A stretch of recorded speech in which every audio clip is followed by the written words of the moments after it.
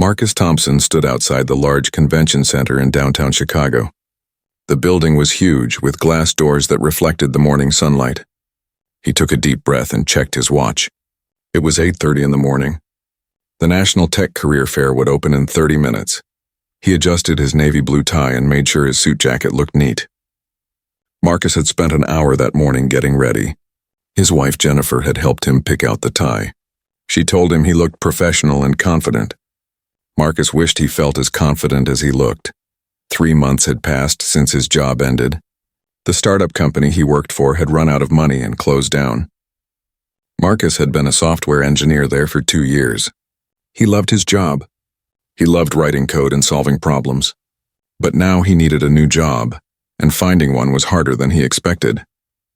Marcus carried a black leather portfolio under his arm.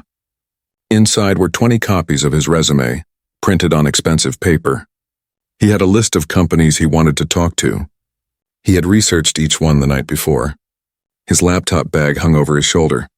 It contained his tablet with examples of his work. Other people started arriving at the convention center. Some looked young, probably fresh out of college. Others looked older, like they had years of experience. Marcus noticed they came from all backgrounds: white people, black people, Asian people, Latino people. Everyone was here for the same reason. They all needed jobs. A security guard opened the glass doors. People started moving inside. Marcus walked with the crowd into the large main hall. The space was enormous. Rows and rows of booths filled the area. Each booth had company signs hanging above them. Some signs were small and simple. Others were large with bright colors and flashing lights. Marcus pulled out his list. The first company he wanted to visit was called Tech Vision Solutions. He had read about them online. They made software for hospitals and medical offices. They were hiring senior developers. The job description matched his skills perfectly. Marcus had 5 years of experience in software development.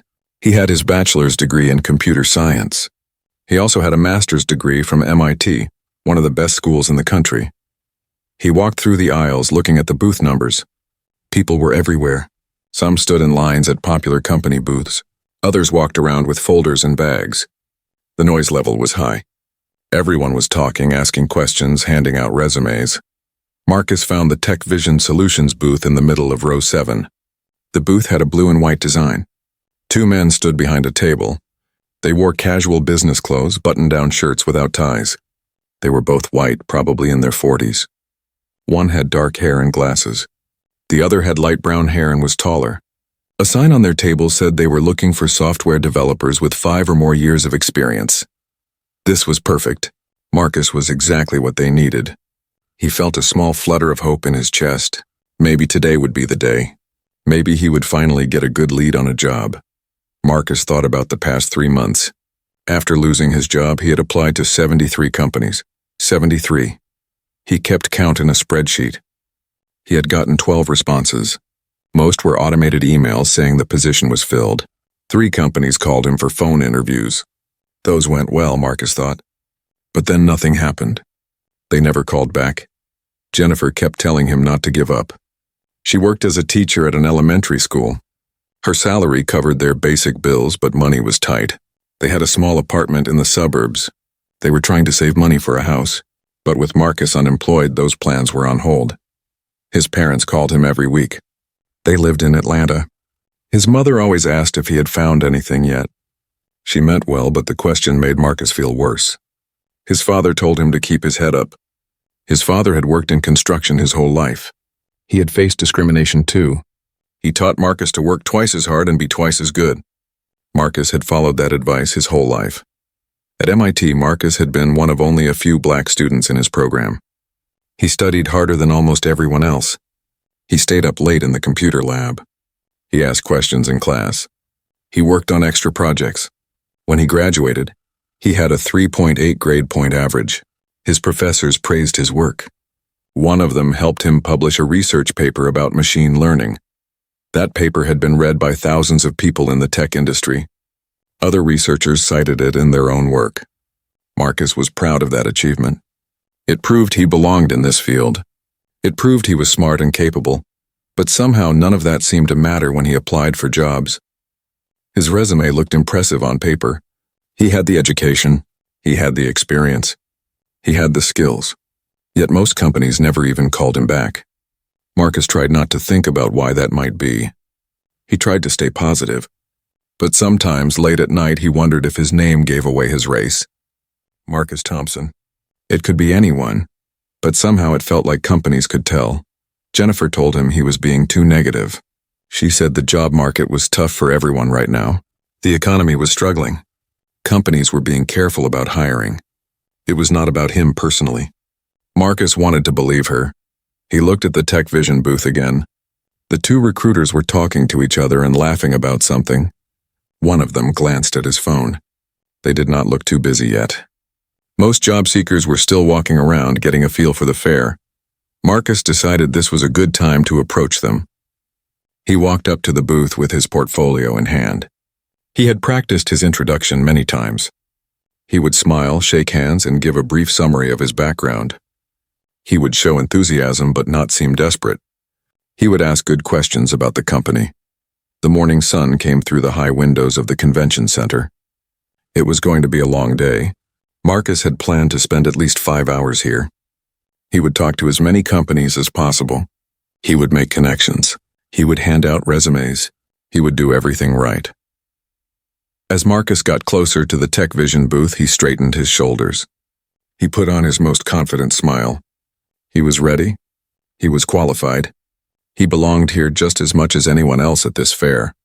He had no idea that the next few minutes would change everything. He had no idea that this conversation would become one of the most important moments of his life. He had no idea that dozens of people would soon be watching. All he knew was that he needed a job and he was going to give it his best effort. Marcus reached the booth and extended his hand. It was time to make his best impression. Marcus stood in front of the Tech Vision Solutions booth with his hand extended. The taller man with light brown hair looked at him. His smile faded slightly. The other man with glasses glanced up from his phone. Neither of them moved to shake Marcus's hand. After an awkward moment, Marcus lowered his hand.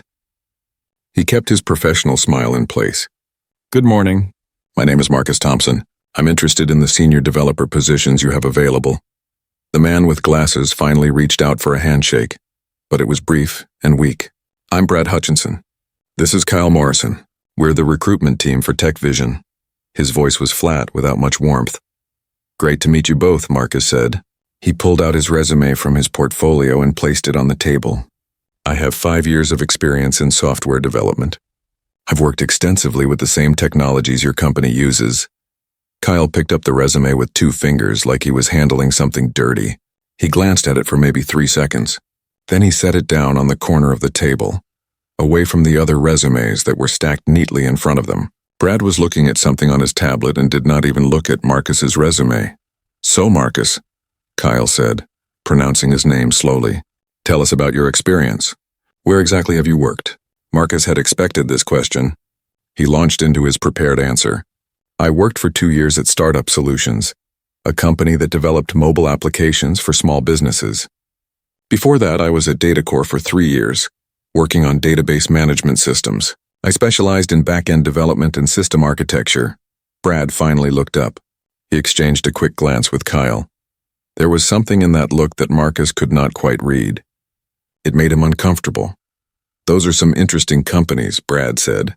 The way he said interesting sounded strange. "And where did you go to school?" "I have a bachelor's degree in computer science from Georgia Tech and a master's degree from MIT, Marcus answered. He felt proud saying this. These were excellent schools. Kyle's eyebrows went up. He looked at Brad again, and this time they both smiled. But it was not a friendly smile. It was the kind of smile people give when they hear something they do not believe. MIT, Kyle repeated. He leaned back against the booth wall and crossed his arms. That's impressive. MIT has some special programs, right? For, bringing in diverse students? Marcus felt his stomach tighten. He knew exactly what Kyle was suggesting. MIT has various scholarship programs, yes, but I earned my place there through my academic achievements. I graduated with a 3.8 GPA. Brad picked up Marcus's resume now. He scanned it quickly. I see you published a paper about machine learning algorithms.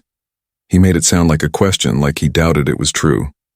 Yes, that's correct. The paper focuses on optimization techniques for neural networks. It's been cited in several other research papers. I can send you a copy if you would like to review my technical background more closely. That won't be necessary, Kyle said quickly. He pushed Marcus's resume further to the side. Look, Marcus, we appreciate you stopping by, but we're looking for candidates with certain qualifications. Real experience, you know? Not just theoretical knowledge from school. Marcus kept his voice calm and professional. I understand completely. That's why I mentioned my 5 years of practical work experience. I've led development teams.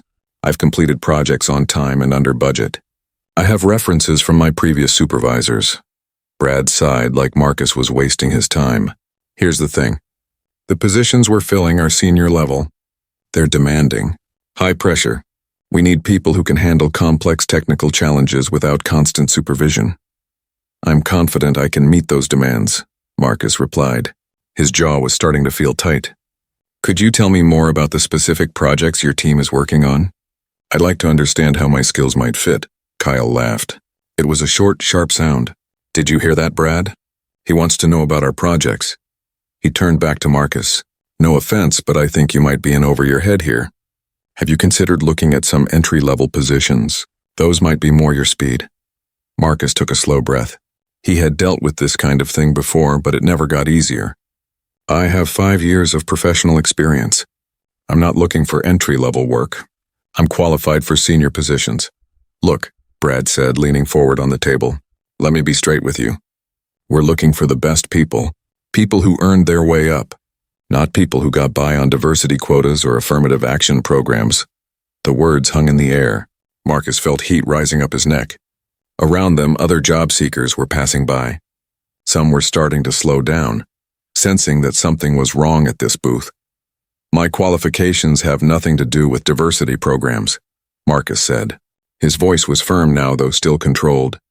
I earned my degrees through hard work. I earned my positions through competence. My race is completely irrelevant to my abilities as a software engineer. Kyle shook his head. Sure. Everyone says that. But let's be real here. Companies have these programs now. They need to hit certain numbers. We're just trying to be honest with you. We don't do that here. We hire based on actual merit. Then you should be interested in my application, Marcus replied. Because I have merit. I have education from top schools. I have experience leading teams. I have published research. What more do you need? Brad picked up Marcus's resume and held it out to him. Why don't you try some of the other booths? I think I saw some companies specifically looking to diversify their workforce. They might be more receptive to your background. Marcus did not take the resume. He stood very still.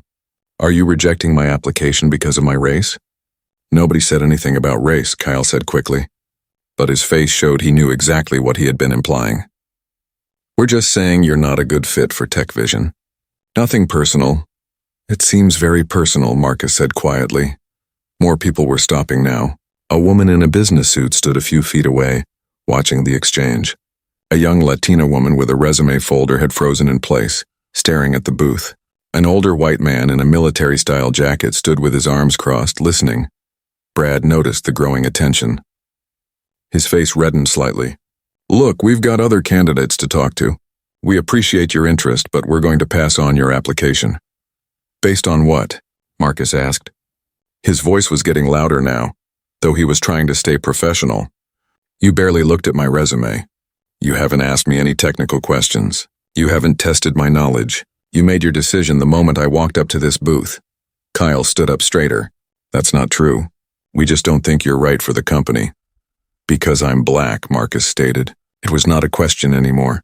Don't put words in our mouths, Brad said. He was getting defensive now. We never said that. You're being oversensitive. Am I? Marcus gestured to his resume on the table. I gave you my qualifications. Top schools, years of experience, published research, technical skills that match your job description perfectly. But none of that mattered to you. You saw me and you made assumptions. A small crowd had gathered. Maybe 10 or 12 people now. They formed a loose semicircle around the booth. Everyone was quiet, listening to every word. Kyle looked nervous. He glanced at the crowd, then back at Marcus. This conversation is over. Please leave our booth. I'll leave, Marcus said. But not because my qualifications aren't good enough. I'm leaving because your company clearly has a problem with discrimination, and I want everyone here to know that. Brad's face was fully red now. You can't just accuse us of discrimination. We have every right to choose our candidates based on qualifications. Then tell me which qualification I'm lacking, Marcus challenged him. Name one thing in my background that makes me unqualified for your senior developer position. Kyle opened his mouth to answer, then closed it. He looked at Brad. Brad looked at the growing crowd. Neither of them seemed to know what to say. The woman in the business suit pulled out her phone and started recording. The older military man stepped closer to the booth. The young Latina woman was writing something in a notebook. Marcus stood his ground. His heart was pounding, but he kept his expression calm. He had done nothing wrong. He had presented his qualifications professionally. These men had rejected him based on their prejudice, and now people were watching. Everything was about to change. The crowd around the TechVision booth was growing larger by the minute. What started as 10 or 12 people had become at least 20. Some stood close, trying to hear every word. Others watched from a distance, whispering to each other about what was happening. Sarah Chen stood near the front of the crowd with her phone held up, recording everything. She was a senior recruiter at Cloud Tech Systems, one of TechVision's competitors. Sarah was in her mid-30s, wearing a gray suit with her company badge hanging around her neck. She had been walking past the booth when she heard Kyle's comment about diversity quotas. That made her stop. As a Chinese-American woman in the tech industry, she had heard similar comments directed at her many times. Sarah had been recording for about 3 minutes now. She made sure to keep her phone steady and aimed at Brad and Kyle. Her face was serious, almost angry. She knew exactly what she was witnessing. This was not just a misunderstanding or a personality clash. This was clear, obvious discrimination happening in public at a professional event. Next to Sarah stood James Patterson.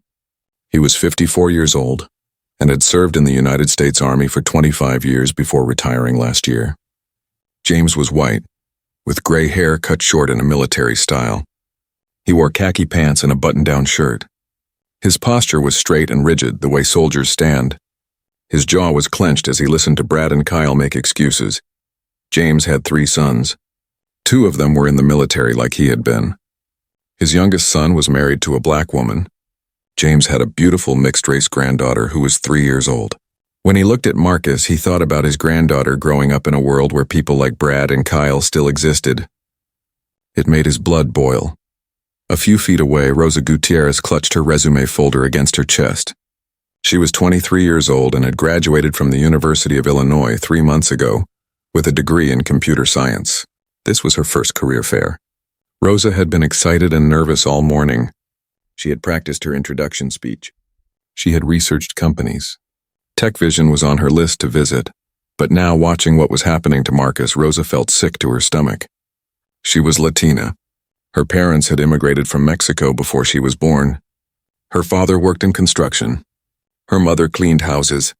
Rosa was the first person in her family to go to college. She worked hard to get her degree. She studied late every night. She took extra courses. She thought that would be enough. Now she was not so sure. If Marcus, with his MIT degree and his years of experience, could be treated this way, what chance did she have? Rosa felt tears starting to form in her eyes, but she blinked them away. She would not cry here. Instead, she started writing notes on her phone about what she was seeing and hearing. Among the crowd was also David Kim, a software developer from Seattle. He was Korean-American, about 30 years old, with thick black-rimmed glasses. David was actually employed and doing well at his current company, but he came to the fair to network and see what opportunities existed. He had walked over when he noticed the commotion. Now he was recording on his phone too, just like Sarah. Marcus still stood in front of the booth facing Brad and Kyle. He had not moved. His leather portfolio was under his arm.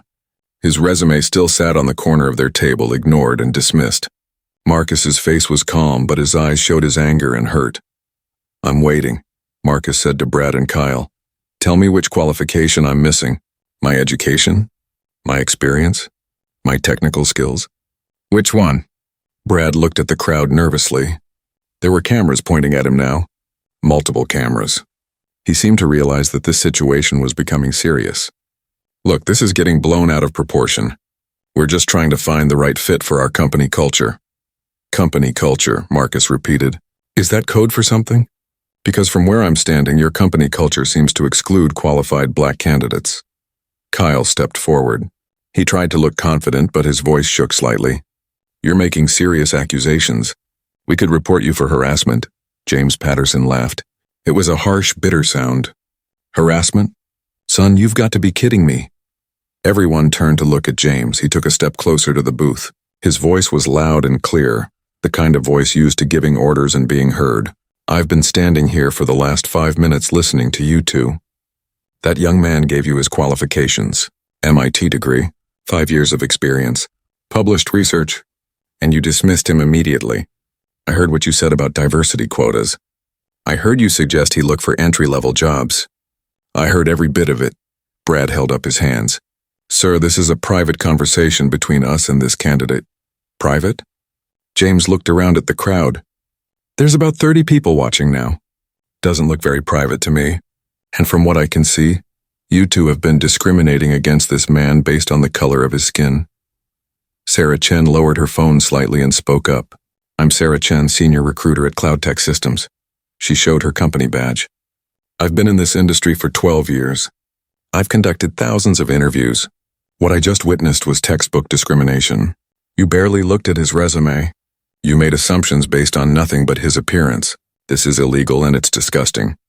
Rosa found her voice, though it came out quieter than she intended. I'm a recent graduate. I was going to apply to your company, but after seeing this, I never will. More people in the crowd murmured in agreement. A black woman in her 40s stepped forward. She wore a press badge. I'm Denise Williams, reporter for Tech Industry Weekly. I've been recording this entire exchange as well. Would anyone here be willing to give statements about what they witnessed? Several hands went up. David Kim nodded. I got it all on video, he said. Kyle's face went pale. This is ridiculous. You're all overreacting. We didn't do anything wrong. You didn't do anything wrong. Sarah's voice was sharp. Let me ask you something. How many resumes have you looked at today?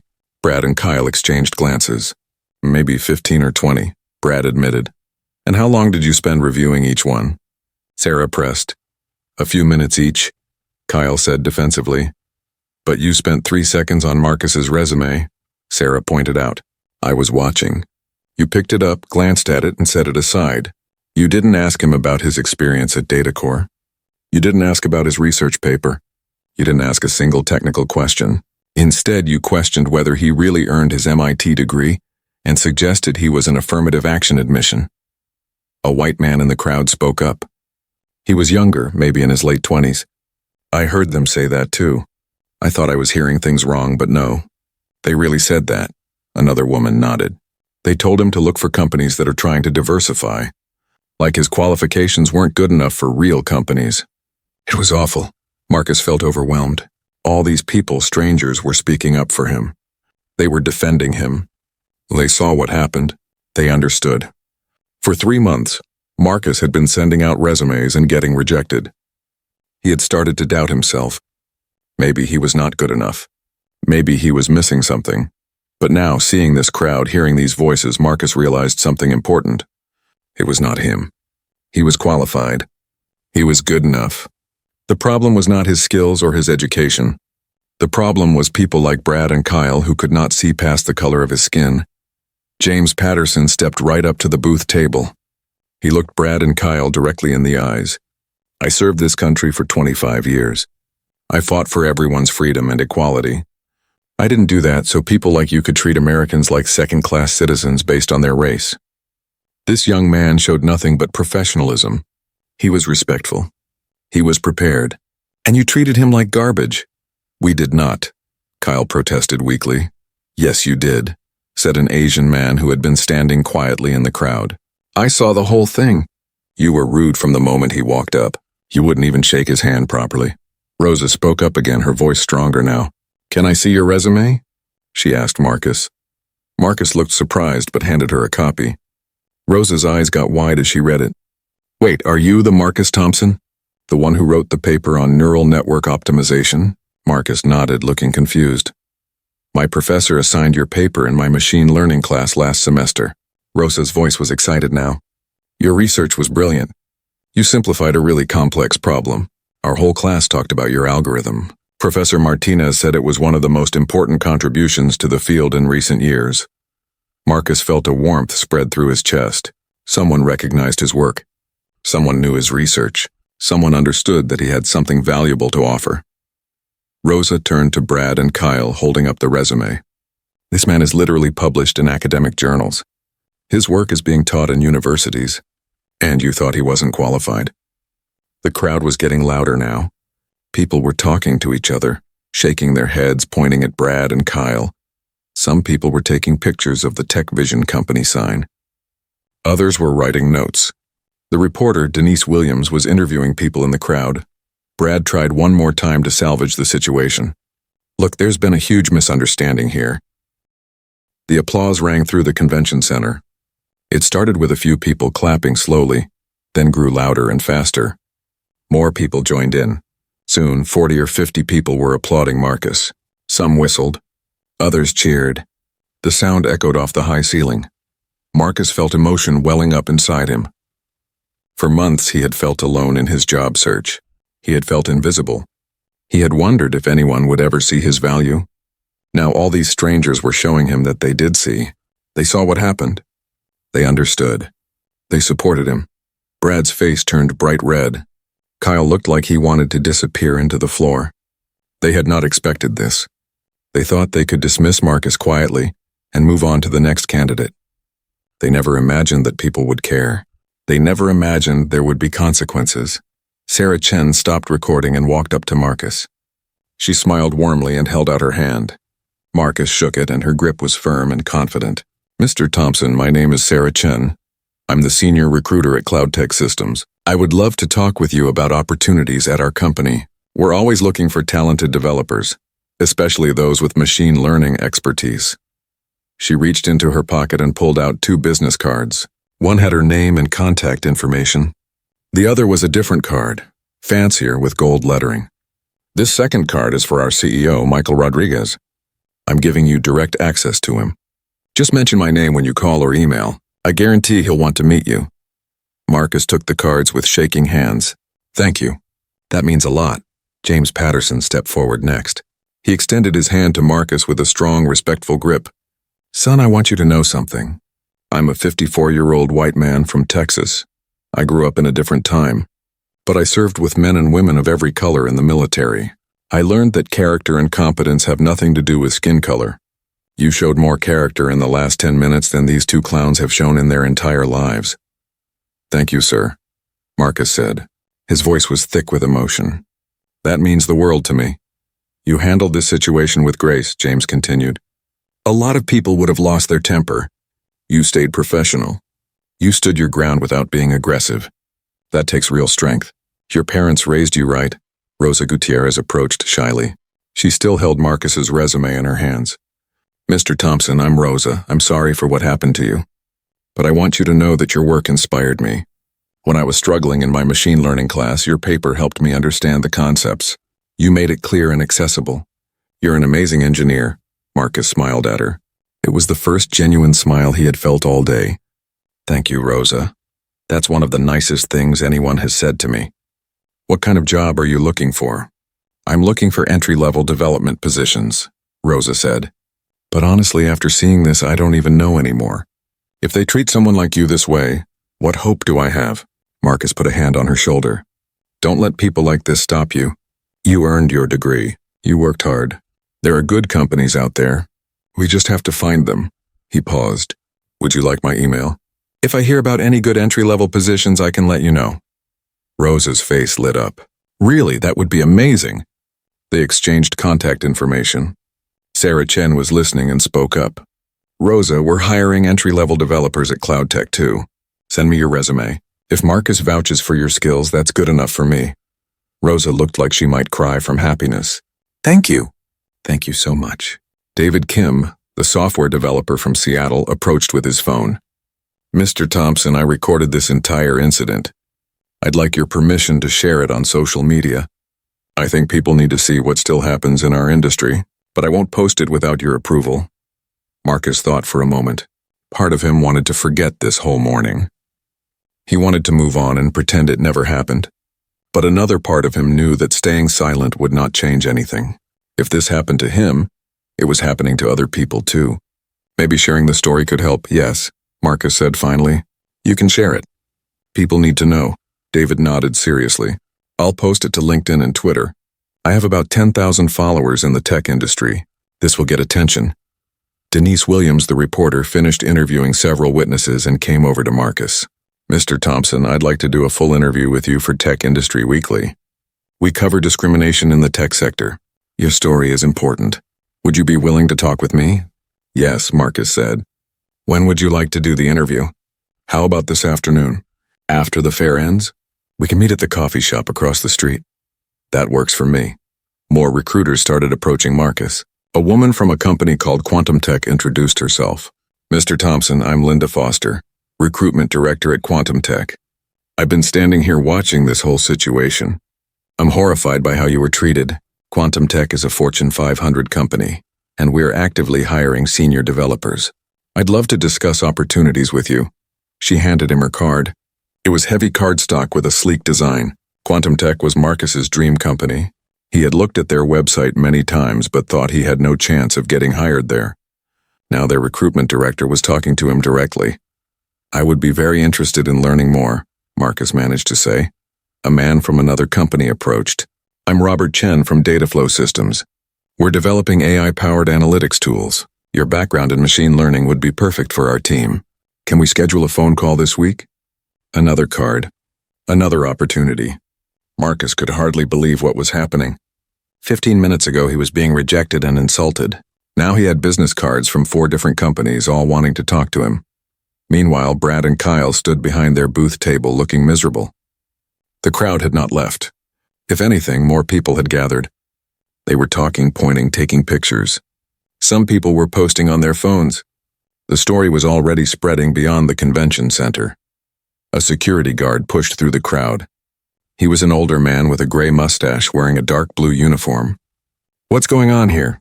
Someone reported a disturbance. James Patterson spoke up immediately. I can explain. These 2 recruiters discriminated against this young man based on his race. Multiple people witnessed it. Several of us have video evidence. The security guard looked at Brad and Kyle, then at Marcus, then at the crowd. Is this true? Yes, said Sarah Chen. She held up her phone. I have the entire interaction recorded. They made comments about diversity quotas and suggested this qualified candidate look for entry-level positions because they assumed he wasn't really capable. The security guard looked serious. I need to report this to the fair coordinator. Nobody move, he spoke into his radio. Within 3 minutes, a woman in her early 60s arrived.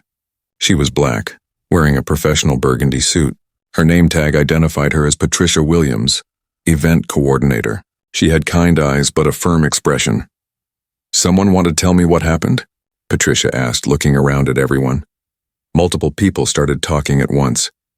Patricia held up her hand. One at a time, please. Sarah Chen stepped forward and explained the situation calmly and clearly. She showed Patricia the video on her phone. Patricia watched it with a stern expression. When the video finished, she asked to see videos from other people too. David Kim showed his. Another woman showed hers. All the videos showed the same thing. Patricia turned to Brad and Kyle. Is what I'm seeing in these videos accurate? Did you make these statements to Mr. Thompson? Kyle tried to defend himself. We were just being honest about our hiring criteria. We didn't mean anything by it. You didn't mean anything by suggesting a qualified candidate with an MIT degree was only admitted through diversity programs? Patricia's voice was sharp. You didn't mean anything by telling him to look for entry-level positions despite his 5 years of experience? Brad spoke up. We have the right to choose our candidates based on who we think is the best fit. You have the right to choose based on qualifications, Patricia corrected. You do not have the right to discriminate based on race, which is exactly what these videos show you doing. This career fair has a strict anti-discrimination policy. Every company that purchases booth space agrees to follow it. You violated that policy. Now wait just a minute, Kyle protested. You can't just kick us out. Yes, I can, Patricia said firmly. I'm the event coordinator. I have full authority here. Tech Vision Solutions booth privileges are revoked for the remainder of this fair. You need to pack up your materials and leave the premises immediately. Brad's mouth fell open. You're serious? Completely serious. This is a professional environment. Your behavior has been anything but professional. You discriminated against a qualified candidate in full view of dozens of witnesses. You've damaged the reputation of this fair and your own company. Now pack up and go. Kyle looked like he might argue more, but James Patterson took a step forward. His military bearing made him seem bigger and more intimidating. The lady told you to leave. I suggest you listen. The crowd murmured in agreement. Some people started clapping again. Marcus spent the rest of the morning in a daze. He walked from booth to booth, but nothing felt real. Companies that had seemed intimidating an hour ago now felt different. He had confidence he did not have before. When recruiters asked about his background, he spoke clearly and proudly. He did not doubt himself anymore. At the Quantum Tech booth, Marcus had a 30-minute conversation with Linda Foster. She asked intelligent questions about his experience. She wanted to know about his machine learning research. She listened carefully to his answers and took notes. At the end, she said, "I'd like you to come to our office next week for a formal interview with our development team. Would Tuesday or Wednesday work better for you?" Marcus checked his phone calendar, trying to look professional even though his hands were shaking slightly. "Tuesday would be great." "Perfect, I'll email you the details this afternoon." Linda smiled warmly. "Between you and me, Marcus, what happened this morning was terrible. But I'm glad it led you to our booth. I think you'd be an excellent addition to Quantum Tech." By lunchtime, Marcus had collected 12 business cards from serious companies. He had 3 confirmed interviews scheduled. His email inbox was filling up with messages from recruiters who had heard about the incident and wanted to connect with him. He sat on a bench near the convention center windows and called Jennifer. She answered on the second ring. "Marcus, how's it going? Any good leads?" Marcus did not know where to start. "Jen, something happened. Something big." "What? Are you okay?" Her voice filled with concern. "I'm okay. I'm better than okay, actually." He took a deep breath and told her everything. The discrimination, the crowd, the witnesses, the videos, the people who stood up for him. Jennifer gasped in the right places and made angry sounds when he described what Brad and Kyle said. When he finished, there was silence on the line. Then he heard her crying softly. "Jen? Are you there?" "I'm here," she said, her voice thick with emotion. "I'm just so sorry that happened to you. But I'm also so proud of you for standing your ground, and I'm grateful for all those people who helped you." "I have 3 interviews scheduled," Marcus told her. "One of them is with Quantum Tech." Jennifer squealed. "Quantum Tech? Your dream company? Marcus, that's amazing." "I know. I can't believe it." Marcus looked down at the business cards spread on his lap. "It's like everything changed in one moment." "Because people saw the truth," Jennifer said. "They saw what you deal with. They saw how qualified you are. They saw the injustice and they decided to do something about it." After he hung up with Jennifer, Marcus noticed his phone was blowing up with notifications. He had a LinkedIn account that he checked occasionally. Now he had dozens of new connection requests, messages from people he did not know, comments on posts he had not even seen yet. Marcus opened LinkedIn and his eyes widened. David Kim had posted the video with a long caption explaining what happened. The post had been shared hundreds of times already. People were commenting, expressing outrage at Brad and Kyle's behavior and support for Marcus. One comment read, "This is why we need to do better in tech. Qualified candidates are being turned away because of prejudice. Unacceptable." Another said, "I interviewed at Tech Vision last year. Now I'm glad they didn't hire me. I don't want to work for a company with recruiters like this." Marcus scrolled through more comments. Some people tagged Tech Vision Solutions' official company account, demanding a response. Others shared their own stories of discrimination in job searches. The post was going viral. Sarah Chen had also posted the video on Twitter, where it was spreading even faster. Tech journalists were sharing it. Influential people in the industry were commenting. Within hours, it had been viewed over 50,000 times. Marcus felt overwhelmed. He had agreed to let people share the videos, but he had not imagined it would spread this quickly or this far. Part of him felt exposed and vulnerable, but another part felt validated. This was real. This happened. And people were paying attention. At 2 o'clock in the afternoon, Marcus met Denise Williams at the coffee shop across from the convention center. It was a busy place, filled with other job fair attendees taking breaks. Denise found them a quiet corner table and pulled out a small recording device. "Thank you for agreeing to this interview," she said. "Your story is important, but I want to make sure you're comfortable. We can stop at any time if it gets too hard to talk about." Marcus appreciated her sensitivity. "I'm okay. I want to tell my story." Denise asked him about his background, his education, his work experience. She asked him to describe exactly what happened at the Tech Vision booth. Marcus told her everything, trying to remember the exact words Brad and Kyle used. Denise listened intently, occasionally asking follow-up questions. "How did it make you feel when they questioned whether you really earned your MIT degree?" Denise asked. Marcus paused, gathering his thoughts. Angry, hurt, but also not surprised. This wasn't the first time someone has questioned my credentials. When you're a black man in tech, people often assume you're less qualified. They assume you got opportunities because of your race, not because of your abilities. It's exhausting to constantly prove yourself. But you've been proving yourself your whole life, Denise pointed out. You got into MIT. You graduated with honors.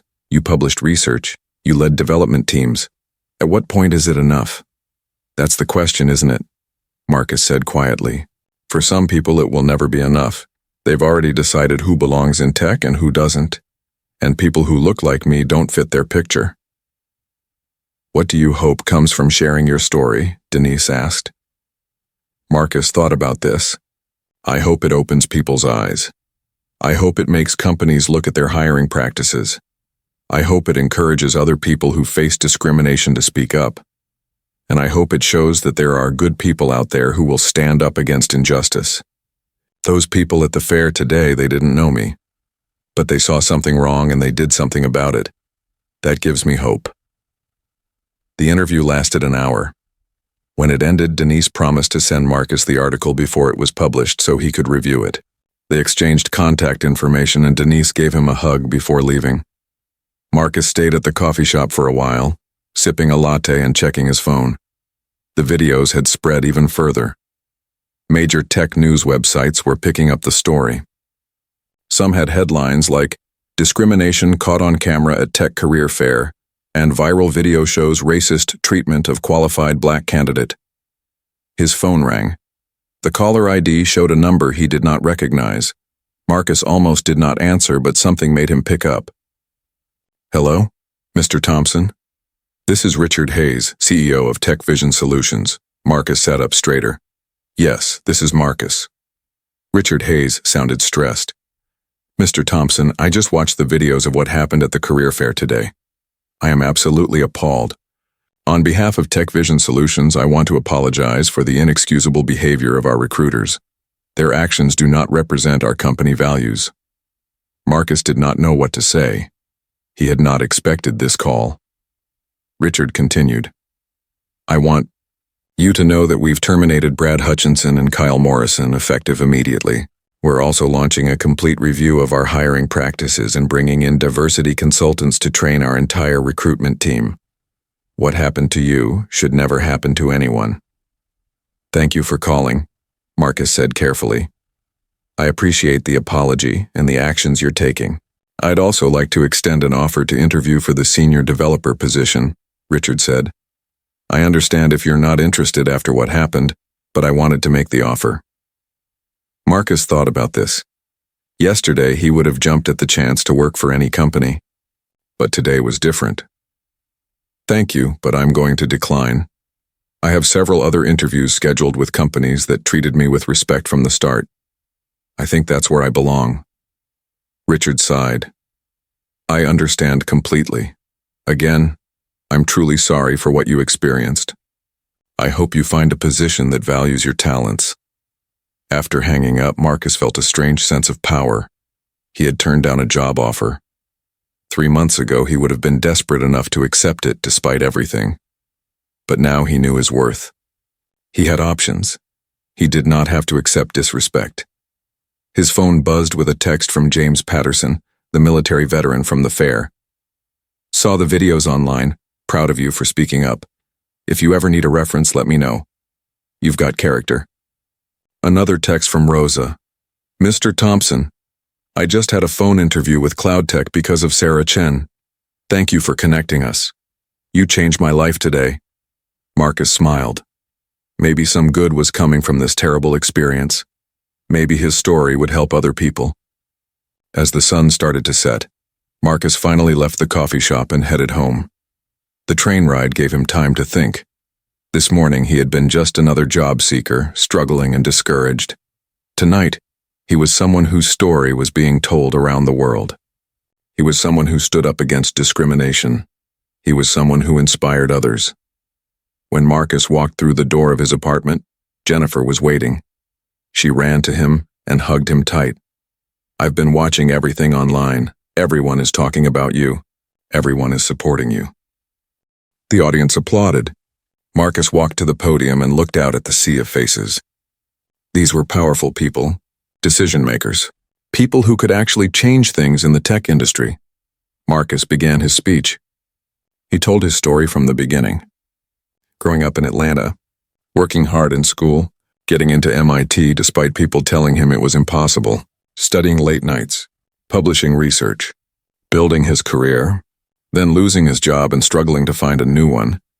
He described the day at the career fair in detail, the dismissive looks from Brad and Kyle, the questions about whether he really earned his degree, the suggestions that he look for diversity programs, the humiliation of being rejected before they even looked at his qualifications.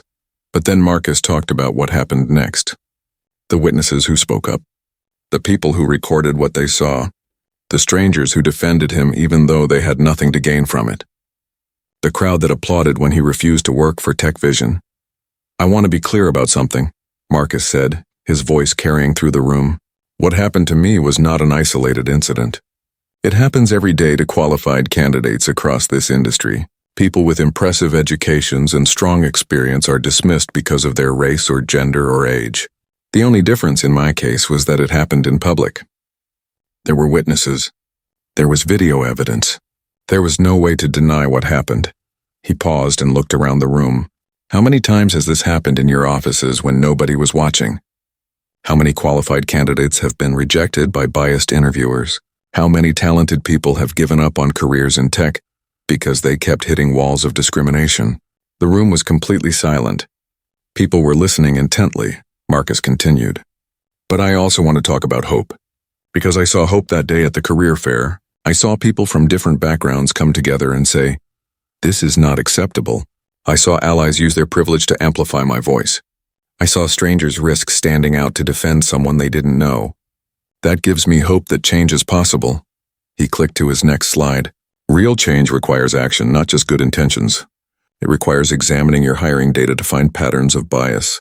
It requires standardizing your interview process so every candidate is evaluated fairly. It requires training your recruiters and interviewers on inclusive practices. It requires creating accountability when discrimination happens.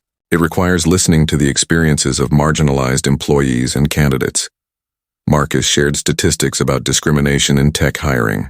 He offered concrete suggestions for improving recruitment practices. He challenged the audience to think critically about their own companies. As his speech came to an end, Marcus said, 3 months ago, I was unemployed and discouraged. I had sent out dozens of resumes with few responses. I questioned my worth and my abilities, but I never stopped being qualified. I never stopped being talented. What changed was not my skills. What changed was that people finally saw me clearly. They saw past their biases and prejudices and recognized my value. He looked directly at the audience. There are thousands of people like me out there. Qualified people, talented people, people who could contribute incredible things to your companies if you would just give them a fair chance. The question is whether you're willing to see them, whether you're willing to examine your biases, whether you're willing to change. Marcus stepped back from the podium. For a moment, the room was silent. Then the applause started. It grew louder and louder. People stood up. The standing ovation lasted for minutes. Some people had tears in their eyes. After the speech, dozens of people came up to talk to Marcus. CEOs shook his hand and promised to review their hiring practices. HR directors asked for his advice. Several people shared their own stories of facing or witnessing discrimination. Many thanked him for his courage. Linda Foster from Quantum Tech gave him a hug. "I'm so proud that you're joining our team next week. You're going to do amazing things with us." That evening, Marcus returned home exhausted but fulfilled. Jennifer had ordered his favorite Thai food for dinner. They ate together while Marcus told her about the summit and the speech. "I'm so proud of you," Jennifer said. "You took something terrible and turned it into something meaningful. You're making a real difference." Marcus thought about that. A difference. That was what he wanted. Not just a job for himself, but lasting change that would help others. The following week, Marcus started his first day at Quantum Tech. He met his new team, all diverse and talented individuals. His manager, a woman named Dr. Helen Park, welcomed him warmly. "We're excited to have you here, Marcus. Your expertise in machine learning is exactly what we need for our new project." Marcus settled into his new office. On his desk, Jennifer had placed a framed photograph from the career fair. It showed the crowd of people who had stood up for him. Sarah Chen was in the photo. So was James Patterson. Rosa was there too, looking determined and hopeful. Marcus looked at the photograph and smiled. This was his reminder. A reminder that he was not alone. A reminder that justice was possible when people chose to stand up. A reminder that his voice mattered. A reminder that change was happening, one conversation and one decision at a time. 6 months later, Marcus was thriving at Quantum Tech. He had been promoted to lead a new machine learning initiative. He was mentoring 3 junior developers, all from underrepresented backgrounds.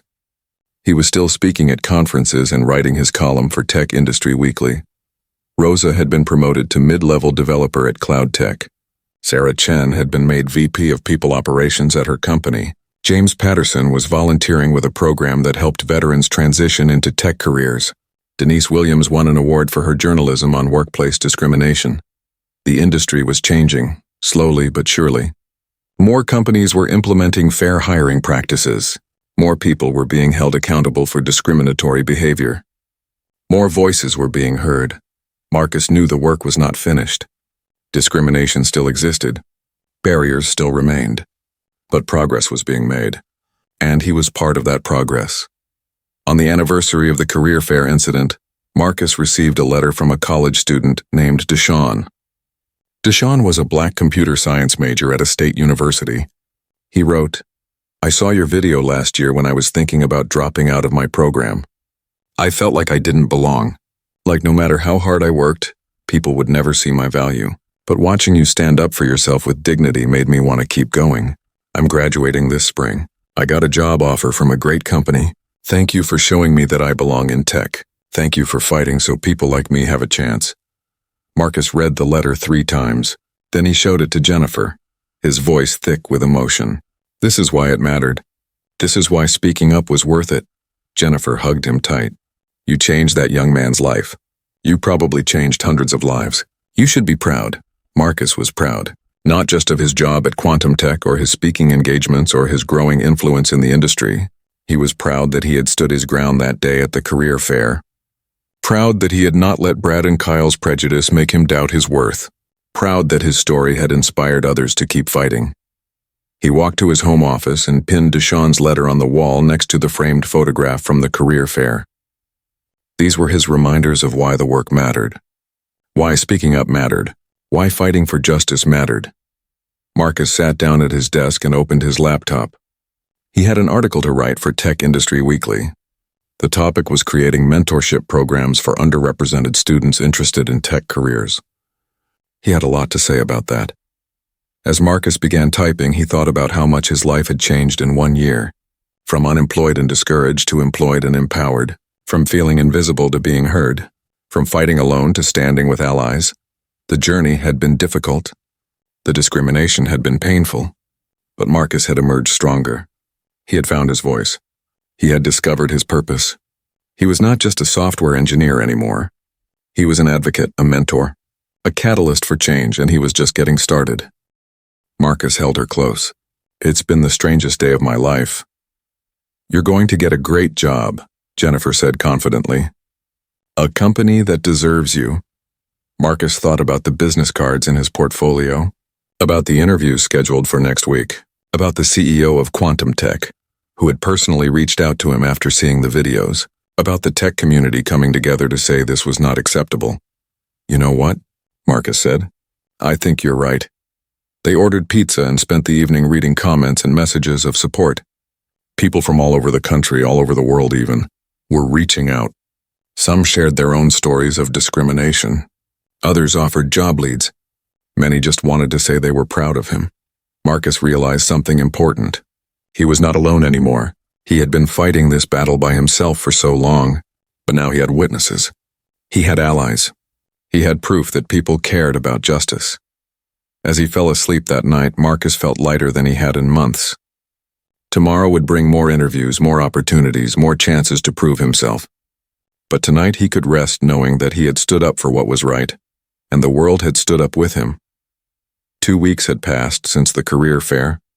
Marcus sat at his kitchen table with his laptop open, reading through news articles about what people were now calling the Tech Vision incident. What started as a personal humiliation had become a national conversation about discrimination in the tech industry. The video of his confrontation with Brad and Kyle had been viewed over 3 million times across various platforms. Major news outlets like CNN, MSNBC, and even international media had covered the story. Tech blogs and industry publications ran detailed analyses of hiring discrimination. Marcus's name and face were everywhere. His phone buzzed with an alert. Tech Vision Solutions had just published a press release on their website. Marcus clicked the link and read. The statement began with an apology. Tech Vision Solutions deeply regrets the discriminatory behavior exhibited by former employees Brad Hutchinson and Kyle Morrison at the National Tech Career Fair. Their actions were reprehensible and in direct violation of our company values and policies. The release went on to announce that both recruiters had been terminated. The company was implementing mandatory anti-bias training for all employees, not just the recruitment team. They were bringing in external diversity consultants to review every aspect of their hiring process. They were establishing a new oversight committee to ensure fair treatment of all candidates. They had also donated $50,000 to organizations that support minorities in tech fields. Marcus closed his laptop and looked at Jennifer, who was sitting across from him grading papers from her students. Tech Vision just published their official response. Jennifer looked up. And they're doing everything they said they would. Training, consultants, oversight committees. They donated money to diversity organizations. That's good, Jennifer said, but it never should have taken a viral video to make them do the right thing. I know, Marcus agreed. But at least something is changing. The past 2 weeks had been overwhelming in the best possible way. Marcus had gone to 5 interviews. Each company treated him with respect and genuine interest. They asked about his technical skills. They wanted to hear about his projects. They discussed his research paper. Nobody questioned whether he had really earned his degrees or suggested he was a diversity hire. The interview with Quantum Tech had gone exceptionally well. Marcus met with their senior development team, including the chief technology officer. They spent 3 hours discussing a complex project they were developing. Marcus offered suggestions and solutions. The team was impressed. At the end of the interview, the CTO told him, "You're exactly the kind of innovative thinker we need here." 4 days ago, Quantum Tech had called with a job offer. The position was senior software engineer specializing in machine learning applications. The salary was $60,000 more than Marcus had been making at his previous job. They offered full benefits, 4 weeks of vacation, and budget for professional development. Marcus had accepted immediately. He would start in 1 week. Jennifer had cried happy tears when he told her. They celebrated with dinner at their favorite restaurant. For the first time in months, Marcus felt secure. He felt valued. He felt like his hard work had finally paid off, but the impact of his story went far beyond his own job search. His phone rang constantly with calls from reporters, podcast hosts, and conference organizers. Everyone wanted to hear his perspective on discrimination in tech. Everyone wanted him to share his story. Marcus was selective about which opportunities he accepted. He did not want to become just a victim who got lucky. He wanted to be part of real change. So when a major tech diversity conference invited him to speak, he said yes. When a nonprofit organization asked him to mentor young black students interested in computer science, he volunteered. When Tech Industry Weekly asked him to write a regular column about his experiences, he agreed. Sarah Chen from Cloud Tech Systems had become a friend.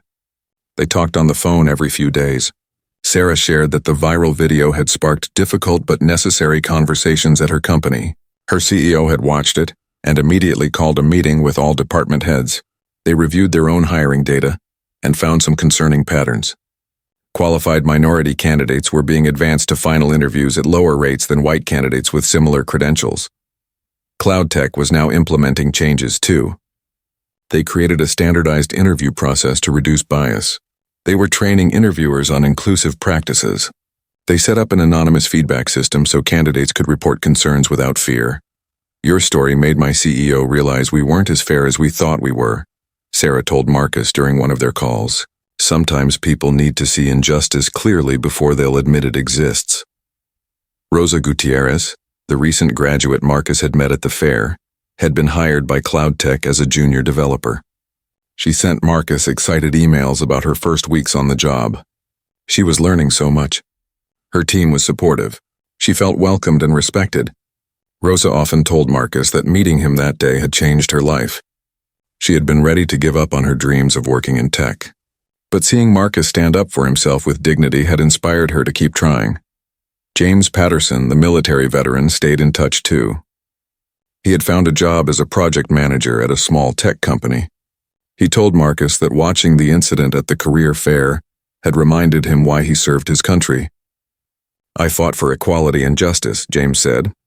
Seeing you experience injustice and then watching good people stand up against it reminded me that the fight isn't over. We all have to keep standing up.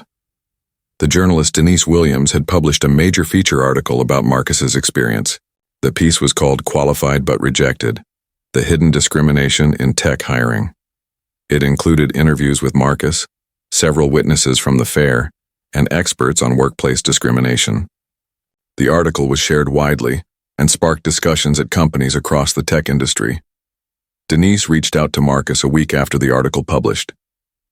I've received over 200 emails from people sharing their own stories of discrimination in job searches. Black candidates, Latino candidates, Asian candidates, women. So many people have faced what you faced. Your courage to speak out has given them courage too.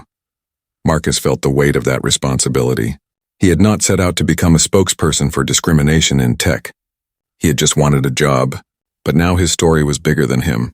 It represented thousands of qualified people who had been dismissed and disrespected because of their race or gender or background. 6 days before Marcus was scheduled to start at Quantum Tech, he received a special invitation. A coalition of tech companies was hosting a summit on diversity and inclusion in hiring. They wanted Marcus to be the keynote speaker. The event would be attended by CEOs, HR directors, and recruitment leaders from over 100 companies. Marcus felt nervous about speaking in front of so many important people. But Jennifer encouraged him. You have something important to say. They need to hear it from someone who lived it. The summit was held in a large hotel conference center in downtown Chicago. Marcus arrived early, wearing a new suit that Jennifer had helped him pick out. The conference room was huge, with rows of seats facing a stage. A large screen behind the podium would display his presentation slides. As people filed in, Marcus recognized some faces. Sarah Chen was there with her CEO. Linda Foster from Quantum Tech sat in the third row. Denise Williams sat near the back with her notebook. Patricia Williams, the career fair coordinator, waved at him from her seat. When it was time, the summit organizer introduced Marcus. Our keynote speaker today is someone who experienced discrimination firsthand and had the courage to speak up about it. His story has sparked a national conversation about hiring practices in our industry. Please welcome Marcus Thompson.